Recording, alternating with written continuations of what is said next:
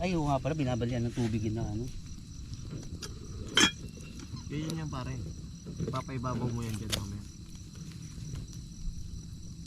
Medyo ano na natin ako. Oo, nahugasan na ka pare. Sabi naman nung kanta. Malinis siya po yan, sabi niya. Yung tinanggal na po namin yung kanya. Nahugasan na rin po yan.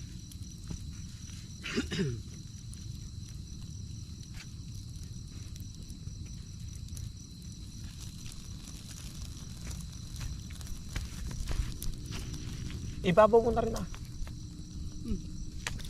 Yan. Saglit lang kasi yan eh. Dapat mauna yun. Oo, sige pala. Huwag mo na lagyan na apoy pre ah. Mainit na sa area na yan.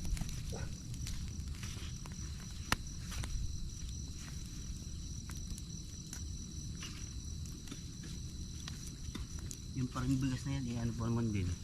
Malta. Oo, tsaka ayaw